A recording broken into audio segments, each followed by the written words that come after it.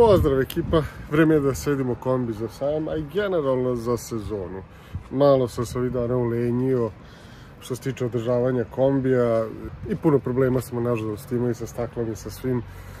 Sve me smlatilo i za kraj sam morao da radim dizne. Ako smo već kod toga, koji je najbolji način da se održe dizne čistim i dobrim, odnosno da li sipati one tečnosti, one K2, šta raditi da budu što bolje, da li sipati premium gorivo. Ajde mehaničari, ko zna o tome, neka slobodno piše. Elem, nažalost ovako trenutno izgleda kombi, prljavo jeste. I znam što ćete reći, kako si dopustio da to bude tako. E pa ljudi, dosta stvari tu što vidite nije moje. Dnevna soba izgleda dosta normalnije. Ali to ćemo sve da spremimo i da budemo spremni i za sajam i za sezonu.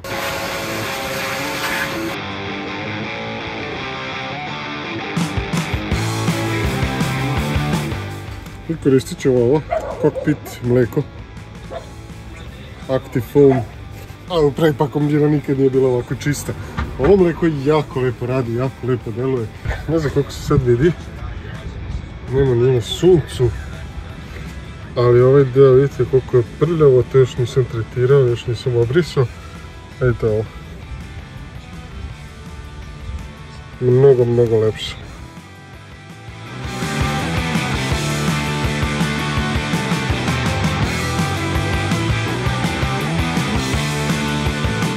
Dobro jutro ljudi, idemo na Beo Hiking Fest, jedva čekam da stignem tamo, naravno zbog sajma, ali i zbog jedne stvari još. Kombi se iz nekog razloga gasi. Sad sam uradio dizne i na leru se gasi. Jako me to sada nervira jer što sam kopara, što stvarno sam želeo da imam kombi koji radi, koji funkcioniše, bolje je radio pre te promene Disney. Ne znam, za sad na autoputu ide lepo, čim stanem negde gasi se. Ajde vidjet ćemo šta će biti. I uspeo sam da stignem u užurbani Beograd. Grad koji mi Novosađani izbegavamo kad god možemo. Najčešće zbog saobraćaja, a u mom slučaju zbog kružnih tokova. Slavija recimo nije kružni tok, to je za mene ritual. Pre ulaska nabrojim sve bogove koje znam i krenem redom da se molim. Kad uđem u taj kružni tok, na umu mi je samo nekako da izađem. A kad uspem da izađem, počnem da razmišljam o prolaznosti života. Elem, nije vreme za filozofiju, ajmo na Beo Hiking Fest.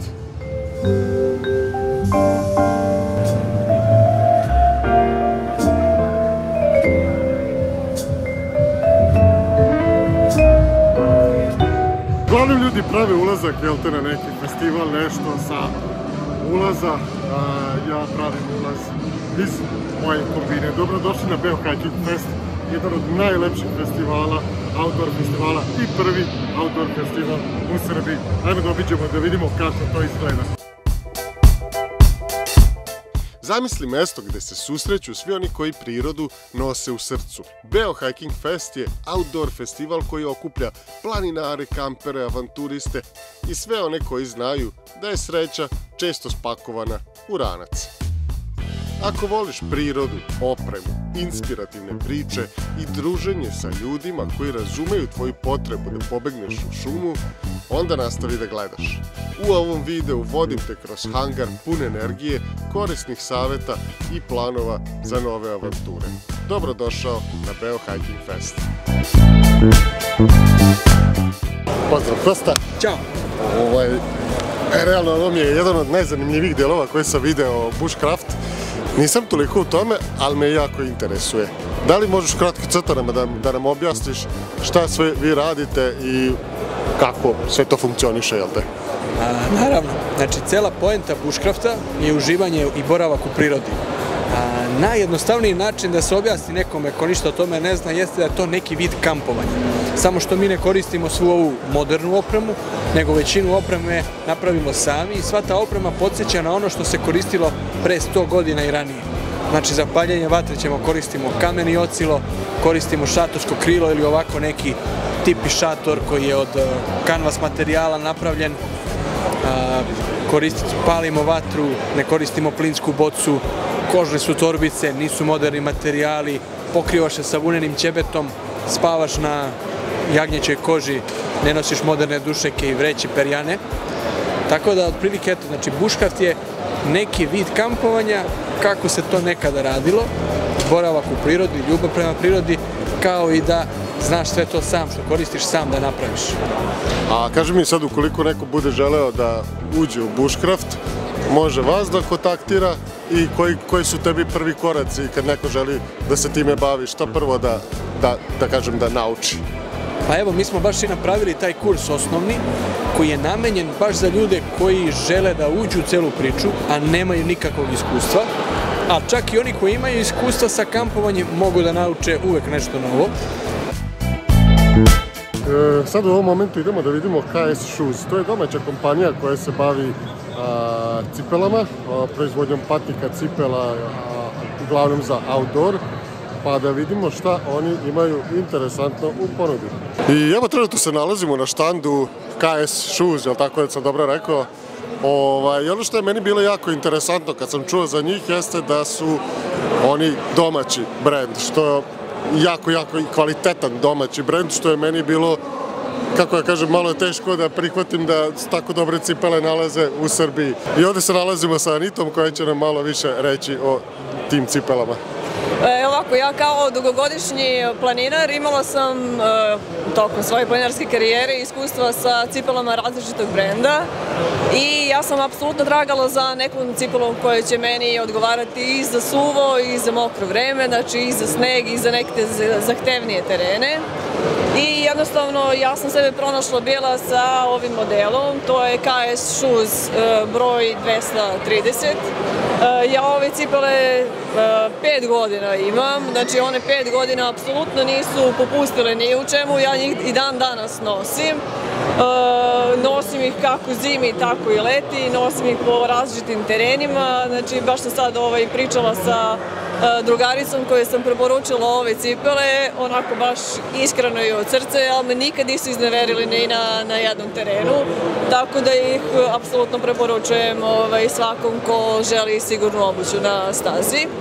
A danas ovako sam došla da obezbedim i neki novi model, da se malo podnovimo za neke predstojeće akcije. Ovo sad konkretno je malo veći broj muška cipela, ali evo kod mene na nozi možete da vidite i ovu manju verziju, broj 38. To je nova cipela, novi model, broj 272, koji ima u prodaji, ima i na sajtu KS Shoes-a. Znači, proizvođači su se potrudili da poboljšaju i što se tiče materijala i što se tiče đona. Oni koji budu zainteresovani mogu da vide detaljne specifikacije na sajtu. Znači ti preporučuješ, koji si rekla da je ove plavi model? Da, ovo je stariji model za koji sam ja vezana, znači ovo mi je prva KS cipela koja mi je donela mnogo prelepih avantura na planinama, nezaboravnih pogleda, doživljaja, znači to je model 230. Postoji i cipela broj 231 koja je za malo zahtevnije terene, znači ona može da se koristi i u zimskim uslovima, znači kad ima više leda, više snega i tako dalje. Ona poprilično liči po modelu na ovu, ali eto, na korisnicima je da se opere. I ovdje se sad nalazim sa Ivanom, inače mojim drugarom koji se znamo još od pre 100 godina penjanja i slackline-a. On se trenutno nalazi u Otis organizaciji, ja sam dobro rekao organizacija, šta tačno ta organizacija radi? Da, Otis organizacija je organizacija za traganje i spasavanje Srbije koja je nastala pre 5 godina, idejna priča. Otis se bavi medicinom, prvom pomoći, radimo spasavanje iz nepristupačnih terena, vertikale, ono što je isto dodatno to su ruševine, radimo u narednom periodu, nadamo se, i vode, poplave i jako puno radimo na toj međunarodnoj saradnji. Kaži mi, koje su sve akcije koje ste do sada učestvovali? Do sada neke najveće akcije u kojima smo učestvovali su zapravo zemljotres u Turskoj.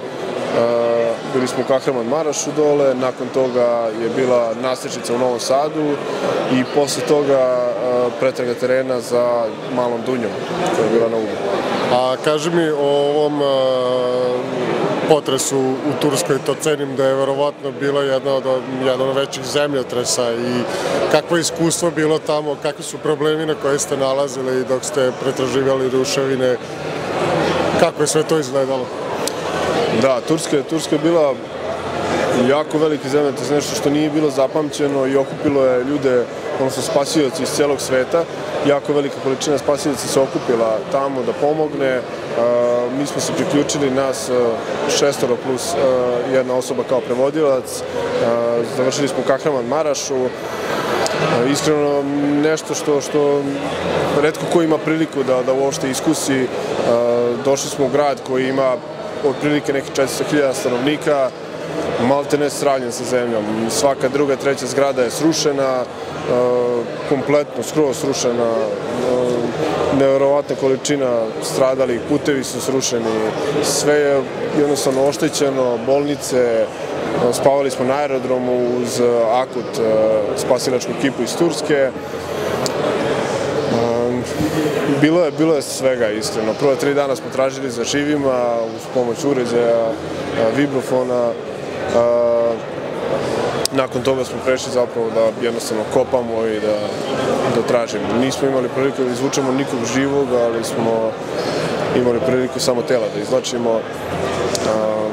Koliko je trajala ta akcija? Koliko ste bili u Turskoj? 7 dana smo bili u Turskoj. 7 dana aktivno, ceo dan. Se radila i noć, kako je funkcionisalo? Radilo se u smenama, to je bilo obavezno da se poštuju smene, kako bi mogli svi da odmore. Zavisi kako, kad, nekad su smene bile 8, 10, 13 sati, sve zavisi od same akcije, ali se trudilo da se prati to kako bi mogli da se odmorimo.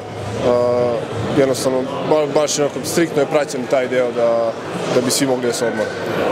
Dobro, hvala ti puno, želim puno sreće u daljem radu i hvala tebi. A posle celodnevne šetnje i upoznavanja, potrebno je ipak uneti malo vitamina u sebe. Zdravo drugari, ovdje smo da vam prezentujemo naš proizvod, u pitanju je Nutriva med, koji imamo u 3 ukusa, med đumbir kurkuma, med vitamin C cink i med kolagen. Očekujemo da probate i da nam javite obavezno na našoj društvenoj mreži Nutriva _med, a gde nas možete naći? Možete nas naći u Meli apotekama, Kršenković i u Biošpajz. Kao što vidite, sajam već jako lepo funkcioniše, muzika ide. Trenutno idemo do Highlandera da vidimo, da se upoznamo malo sa njima i da vidimo šta oni rade.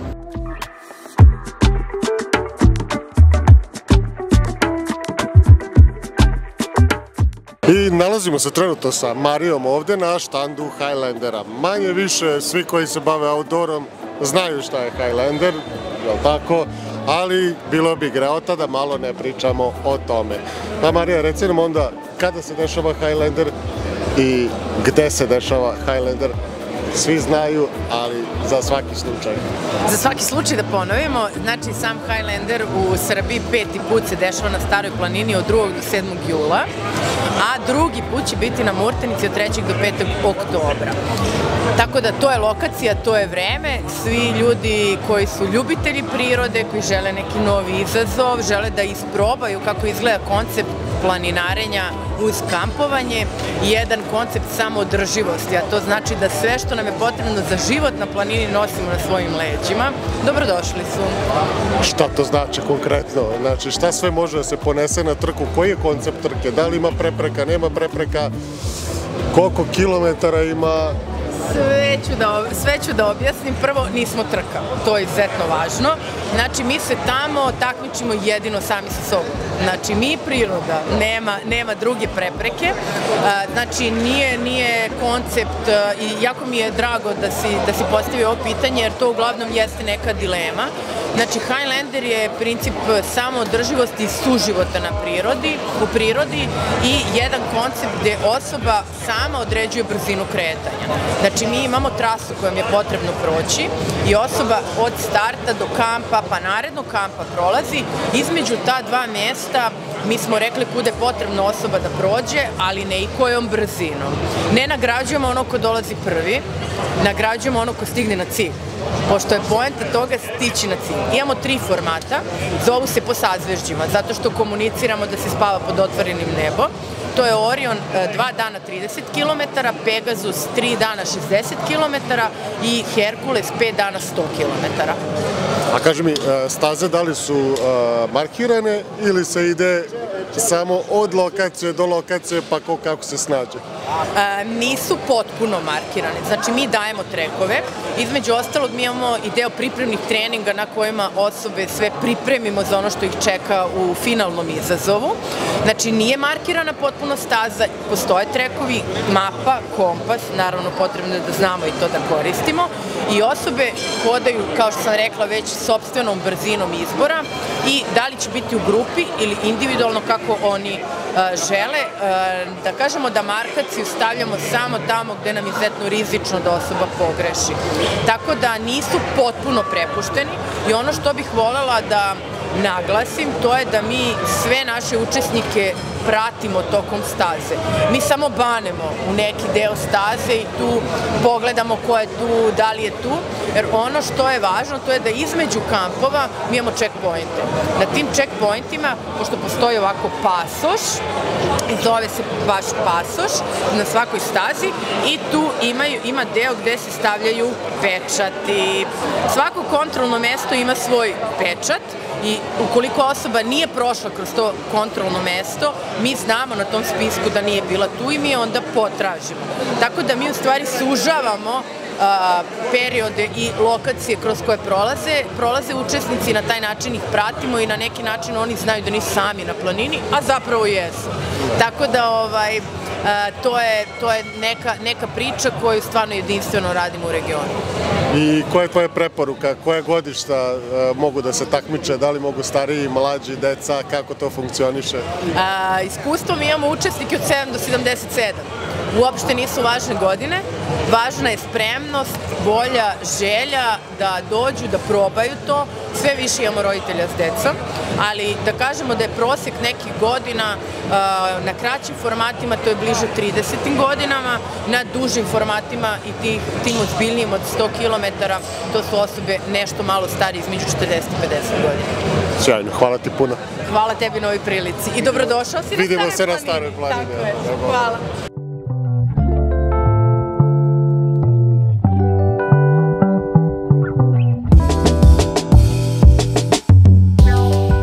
Da li znate šta je to ploging? Iskren da budem, ja nisam znao. Pa, ajde da vidimo. Ćao drugari, ja sam Miloš Stanojević, poznatiji kao Trail Cleaner na Instagramu, a mi kao asocijacija smo Ploging Srbija. Svetski smo prvaci u toj disciplini. Nastala je u Švedskoj 2016. a bavimo se trčanjem i sakupljanjem đubreta. Možete da nam se pridružite šta god vam padne na pamet. Čistimo kajacima, biciklama, penjemo stene, učestvujemo na raznim trkama. Zapratite Ploging Srbija i pošaljite nam mail na Office Ploging Srbija kako bi vas pozvali na sve naše događaje. Sve što vam treba je dobra volja, rukavice i kese dobit ćete od nas. Ovdje iza imamo izdavačku kuću Komše koja se bavi izdavanjem knjiga, uglavnom za outdoor, tako da vidjet ćemo šta oni imaju novo u izdanju, kakve nove knjige imaju, pa da vidimo šta se i tu dešava. Trenutno se nalazimo na štandu Komše, sa nama je Dimitrije i ovo je priča o izdavanju knjiga koje se generalno tiču Srbije, ako se ne varam, prirode, planinskih vrhova, tako da Dimitrije će nam malo više reći o tome šta rade i predstaviti jednu novu lepu knjigu. Baš tako, zdravo. Mi smo izdavačka kuća Komše, na tržištu smo od 2004. godine i karakteristično kod nas je to da sva naša izdanja mi pravimo od nule, tako da nije ono da kupimo autorska prava pa sada samo štancamo knjige, nego uživamo u upravljanju knjige od nule. Poslednja naša knjiga je Planine i planinski vrhovi Srbije, autor je Iso Planić, dugogodišnji predsednik Planinarskog saveza Srbije. On je na građi ove knjige radio više od 20 godina, a mi smo aktivno sa njim 1,5 dana radili da ovu knjigu sastavimo. Ovo je kapitalno delo gde su svi vrhovi u Srbiji na svim planinama obrađeni, planine su obrane, tako da svi su tu podaci koji treba da budu i definitivno je knjiga koju svaki čovjek treba u svojoj biblioteci da ima. Kakvi su dalji planovi što se tiče izdavaštva, šta planirate dalje da radite? Pa to, mi smo uvek otvoreni za bilo kakve nove ideje i projekte, tako da ljudi nam uvek šalju predloge, tako da nekih 3-4 novih knjiga uvek izdajemo godišnje. Sad naredna knjiga treba da nam izađe u vezi street arta, u Beogradu, grafita i toga, tako da već smo jednu izdali 2016. Sad će da bude ova druga knjiga u vezi toga, tako da radimo knjige koje promovišu Srbiju, sve aspekte Srbije na najbolji mogući način. Dobro, i ukoliko neko želi da kupi vašu knjigu, to jest vaše knjige, gde mogu da ih nađu? Svakako, najbolje na naš sajt da odu, www.komše.com. Napravit ćemo saradnju i sa vama, tako da možemo da napravimo tako da svako može da dođe na naš sajt i da poruči našu knjigu. Ništa, Dimitrije, hvala ti puno, pa se onda vidimo. Hvala tebi kao prijatelju i ljubitelju prirode i Srbije želim ovu knjigu da poklonim, tako da nastaviš da istražuješ Srbiju i da je promovišiš onako kako jeste, lepa i jedinstvena. Hvala ti puno, vrati. A dalje ćemo da vidimo kako to jedan kanap može da vam spase život u prirodi. Ćao, ja sam Beca, ja sam idejni tvorac Wolfpack Paracord brenda. Mi se bavimo padobranskim kanapom, kao što možete vidite, pravimo i prodajemo narukvice, aksesuare, priveske i slične stvari od trenutno najuniverzalnijeg i najjačeg kanapa, mogu da kažem, i na svetu. To je kanap koji po dužnom metru nosi Type 3 Paracord, 550 lbs, nekih 250 kila i od jednog aksesuara poput narukvice može da se pretvori u situaciju gde ste se spasili u divljini, preživeli taj dan. Kao veliki ljubitelj kafe u prirodi posetio sam štand na kome je uvek sveža i topla kafa. Ćao, nalazimo se na Beo Hiking Festu na štandu brenda Autin. Autin je svetski lider u proizvodnji prenosivih espresso aparata i prikazat ćemo vam kako se pravi vrhunski espresso. Sa aparata odvrćemo filter, pozicioniramo kapsulu.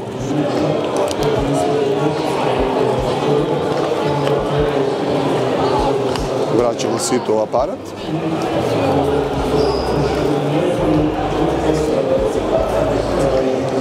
Pritiskom na dugme palimo aparat i brza ekstrakcija je tu.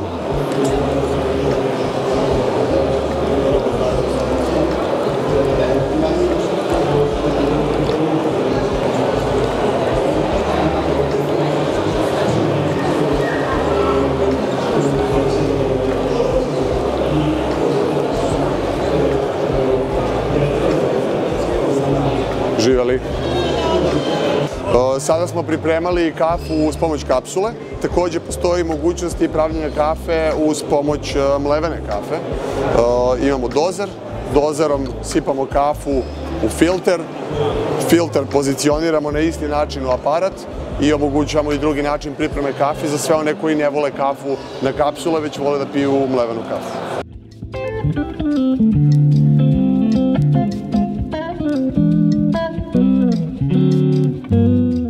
Pozdrav svim ljubiteljima prirode. Evo, nalazimo se ovde ispred štanda Planet Bike-a. Ja sam produkt menadžer za outdoor opremu i ski opremu koju nudimo u Planet Bike-u. Evo, ja ću vas provesti kroz kompletan naš program za sve ljubitelje prirode. Imamo Dynafit, italijanski brend za trčanje. Zatim tu je Sea2 Summit, australijski brend za opreme za boravak u prirodi.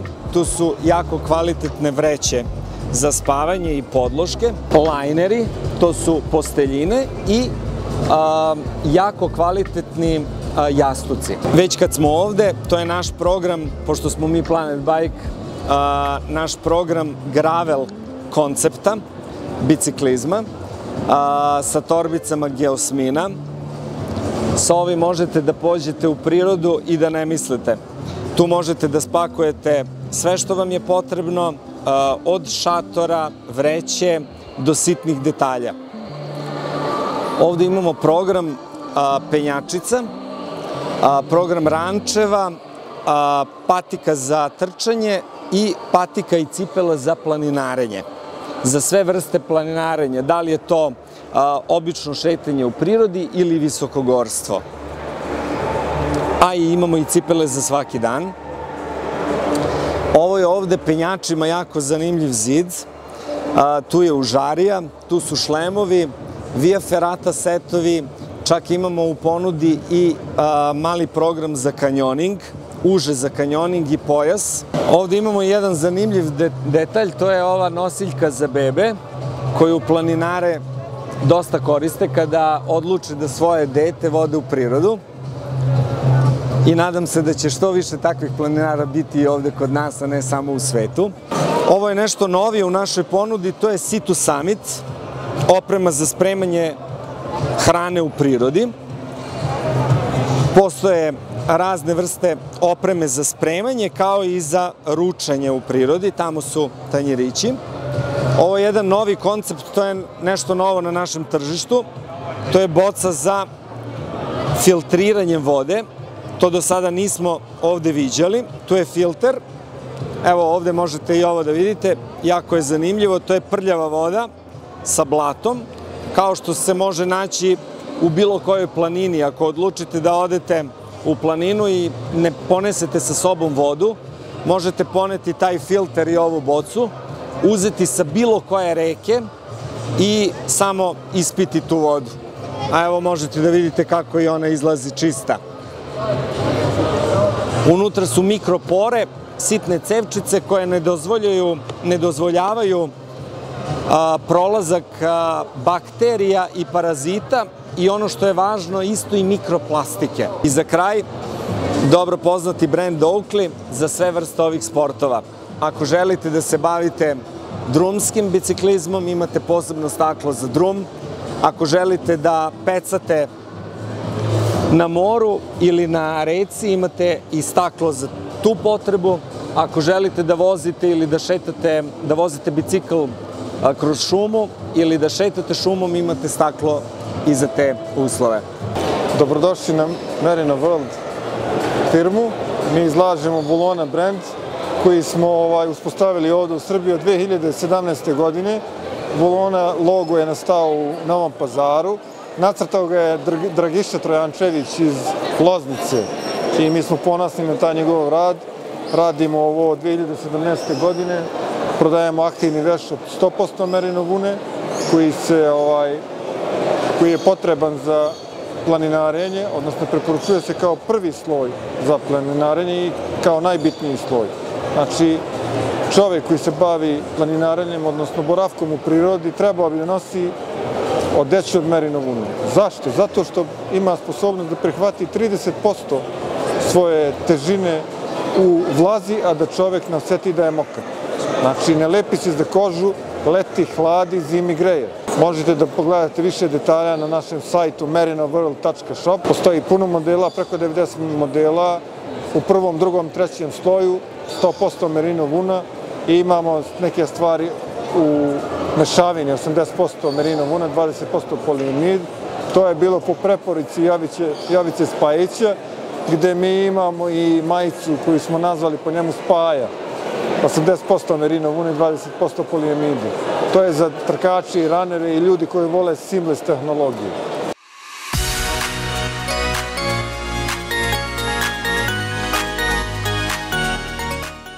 Radite deo planine Suvobor, pripada Suvoboru, nalazi se na 848 metara nadmorske visine. Ja vodim ture od planinarskog doma koji se nalazi na 648 metara nadmorske visine do vrha Suvobor koji je na 866. Ta tura je kružna, 16 km je duga, oko 6,5 sati sa nekom grupom ljudi od 30 članova. Tako da Rajac je raj na zemlji. Na Rajcu leti organizujemo i kampove za decu koji se zasnivaju na osnovnoj obuci za planinarenje. Tu učimo decu orijentiring, orijentacija, kako da spakuju ranac, i kako preživjeti u prirodi na 800 metara nadmorske visine i spavanje u šatorima. Moj Instagram nalog je Angelai, tu možete da mi pišete, imam i rajac.net, tu odgovaram isto na te poruke, tako da i jedno i drugo može. Pozdrav svima ljudi, ja sam predstavnik član Radio kluba Novi Sad. Ove godine slavimo 100 godina postojanja i povodom toga smo došli da predstavimo hobi naš sport i da pokažemo zašto je bitno da se koriste radio stanice, pogotovo kad si u prirodi.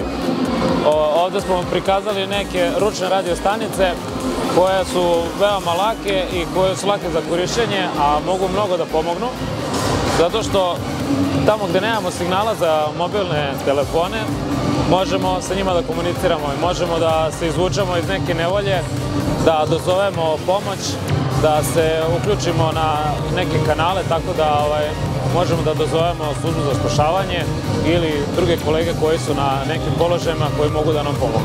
Trenutno se ovdje nalazim sa Raskom, koji je glavni organizator ovog neverovatnog festivala. Kaži mi, Rasko, kako si ti došao uopšte na ideju da napraviš ovako nešto? Jasno je, ovako, pre svega, ja sam profesionalni planinarski vodič i time se bavim. I prosto u radu sa ljudima i posle korone vidio sam ogromnu ekspanziju u broju ljudi koji prosto ide na bilo koji način u planinu. Da li takmičarski, da li rekreativno, pored toga nove franšize su došle kod nas, novi organizatori tura, dosta novih vodiča, novi brendovi se pojavili, prosto otvorila se i raširila se ta outdoor scena kod nas. I onda samim tim, kao i svaki, ajde kažem, svaki sport, svaka industrija, bukvalno sve što se dešava da li on bio turizam ili venčanicim ili neko svoje centralno mesto okupljanje, neki sajam, neki događaj koji okuplja sve te činjenice na jedno mesto. I eto, prosto iz cilja da sve te segmente dovedemo na jedno mesto je nastao Biohacking Fest. Zašto fest? Baš sa idejom da ne bude sajam, već prosto da čovjek može da dođe da se edukuje, da nauči praktično nove veštine, da se raspita o raznim stvarima, da prosto stekne uvid o svemu što čini neki aktivan boravak u prirodi. Sjajno, ovo je druga godina festivala i koliko mi se čini dosta je veće nego inače. Ja sam u pravu. Tako je. U principu prve godine smo krenuli, da kažem, na neka mala vrata sa ciljem da pre svega ja nisam znao kako će odgovoriti ljudi, kakav će biti odgovor svih tih i firmi, i vodiča, i organizatora tura i tih ljudi koji se bave obukom. Jako je to dobro prošlo, tako da gledamo svake sledeće godine da dodamo neki vid drugih adrenalinskih i outdoor sportova da bi proširili prosto da pod jednim krovom za par godina imamo sve što ima veze sa boravkom u prirodi. Znači, da li on bio kao i ti na neki motorizovan način, da li on bio preko paraglajdera, preko stene, preko laganih pešačkih tura, preko sportova na vodi, opet sve je to neki aktivan boravak u prirodi i svima nama treba mesta da se umrežimo zajedno. Verovatno je rano da pitam, ali koje su ideje za naredni festival? Eto, već u principu u novembru ćemo imati zimsku varijantu Biohacking Festa. Cilj je da okupimo sve segmente koje sad imaju veze sa boravkom u zimskim uslovima. Znači, da li to bilo skijanje, da li to bilo penjanje na ledu, prosto svi ti neki segmenti koji opet pogađaju ovu drugu sezonu koja nam trenutno nije prisutna. S druge strane, eto, sledeće godine za aprilske, taj prolećnu varijantu ćemo imati i sportove na vodi, znači ako evo, vjerojatno i ovaj prostor odgovara, tako da bismo tu na Dunavu napravili pontonski bazen odnosno ogradu na mirnom delu Dunava sa sportovima na vodi, kajak, sup, kanu, spasilački raf, čamci, desantni čamci i tome slično. Ronjenje?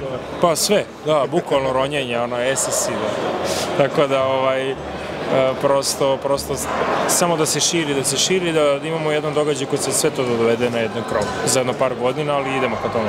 Sjajno, svaka čast kako se ovo napravio i nadam se puno sreće daljem radu i da se vidimo i naredne godine, vrate. Hvala ti puno na dolasku i na spavanju, vrate. Dobro je, znači mogu da se vidi. Biohacking Fest nije samo festival, to je susret ljudi koji povezuje ljubav prema prirodi. U hangaru punom priča, planova i opreme sreli su se oni koji sanjaju sledeći uspon, sledeći korak, sledeći kamp ispod zvezda. Ovde su se povezali početnici i iskusni, brendovi i entuzijasti, prijatelji i oni koji će to tek postati. Zajedno smo delili strast, iskustva i osmeh kad nađeš baš onaj komad opreme koji ti je falio.